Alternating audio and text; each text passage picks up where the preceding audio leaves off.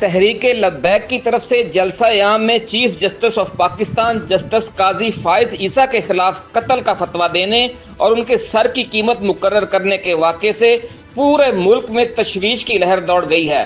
حکومت نے اس اقدام پر سخت رد عمل ظاہر کرتے ہوئے ذمہ دار افراد کے خلاف سخت کارروائی کا اعلان کر دیا ہے۔ لاہور کے تھانہ قلعہ گجر سنگھ میں چیف جسٹس کے سر کی قیمت 1 کروڑ روپے مقرر کرنے والے ٹی ایل پی کے نائب صدر پیر ظہیر الحسن شاہ بخاری اور دیگر 1500 افراد کے خلاف ایف آئی آر بھی درج کر لی گئی ہے۔ مقدمے میں انسداد دہشت گردی ایکٹ، مذہبی منافرت، فساد پھیلانے، عدلیہ پر دباؤ ڈالنے، اعلیٰ عدلیہ کو دھمکی، کار سرکار میں مداخلت اور قانونی فرائض میں رکاوٹ ڈالنے کی دفعات شامل کی گئی ہیں۔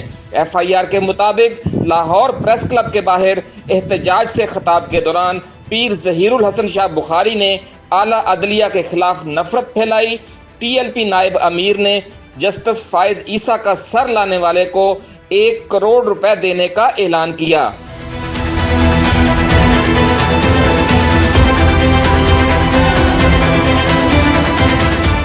انتہا پسند گروہوں اور جماعتوں کی طرف سے قتل کے فتوے دینا اور سروں کی قیمت مقرر کرنا کوئی بھی معاشرہ، کوئی بھی ریاست برداشت نہیں کر سکتی۔ یہ رویے اسلامی تعلیمات کے بھی سخت خلاف ہیں۔ جزا و سزا کے فیصلے صرف عدالتیں کر سکتی ہیں۔ اسلامی تاریخ شاہد ہے کہ جب بھی پرائیویٹ گروہوں نے اٹھ کر قتل کے فتوے دینے شروع کیے اور انتہا پسندی برپا کی، اس کا نتیجہ فتنے اور فساد فی الارض کے سوا کچھ بھی نہ نکلا۔ فتنہ خوارج کے ہاتھوں تیسرے خلیفہ راشد حضرت عثمان غنی رضی اللہ تعالی عنہ کی المناک شہادت اسی سلسلے کی کڑی ہے۔ حتیٰ کہ اسی گروہ نے چوتھے خلیفہ راشد حضرت علی رضی اللہ تعالی عنہ کے قتل کا فتویٰ بھی جاری کر دیا۔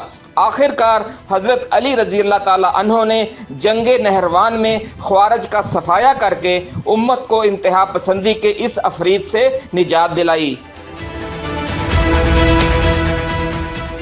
تاریخ کی ستم ظریفی دیکھیے کہ خلافت راشدہ میں اٹھ کھڑے ہونے والے انتہا پسند گروہ فتنہ خوارج نے رسول اللہ صلی اللہ علیہ وآلہ وسلم کے دونوں دامادوں کو واجب القتل قرار دے دیا۔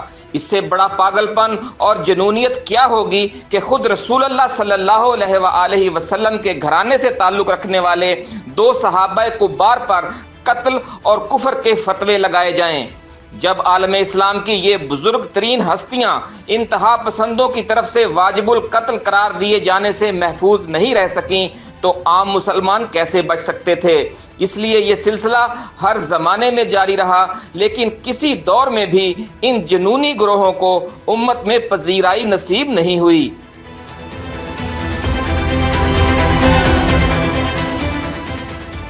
رسول اللہ صلی اللہ علیہ وآلہ وسلم سے زیادہ با اختیار ہستی کون ہو سکتی ہے؟ آپ کے زمانے میں صحابہ کرام نے متعدد بار منافقین کا سر قلم کرنے کی اجازت مانگی، لیکن آپ نے ہمیشہ سختی سے روک دیا۔ حتیٰ کہ سب سے بڑے منافق عبداللہ بن ابی کی نماز جنازہ تک پڑھا دی، جس پر اللہ رب العزت کی طرف سے پیغام آیا کہ اس منافق کی 70 دفعہ نماز جنازہ پڑھیں پھر بھی اس کی بخشش نہیں کی جائے گی۔ رسول اللہ صلی اللہ علیہ وآلہ وسلم کی سنت تو یہ ہے کہ آپ رئیس المنافقین عبداللہ بن ابی کے قتل کی بھی اجازت نہیں دیتے، جس کی منافقت اظہر من الشمس تھی۔ لیکن امت کا حال یہ ہے کہ حضرت عثمان غنی رضی اللہ تعالی عنہ اور حضرت علی رضی اللہ تعالی عنہ کو واجب القتل قرار دے دیا، حتیٰ کہ یہ دونوں خلفائے راشد ایک ایسے ہی جنونی گروہ کی طرف سے شہید کر دیے گئے۔ انتہا پسند جنونی اپنے خونی ایجنڈے کے لیے خود مذہبی جوش و جذبے اور دینی اصطلاحات کو استعمال کرتے ہیں۔ ضرورت اس امر کی ہے کہ ریاست ایسے گروہوں کو سرگرم اور منظم ہونے کے مواقع نہ دے، کیونکہ انتہا پسندی اور انتشار کا یہ بخار جب پھیل جاتا ہے تو پھر اسے کنٹرول کرنا زیادہ مشکل اور تکلیف دہ ہو جاتا ہے۔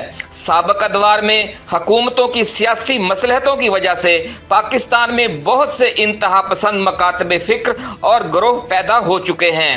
ریاست کو حکمت اور مستقل مزاجی سے اس صورتحال کو کنٹرول میں لانا ہوگا۔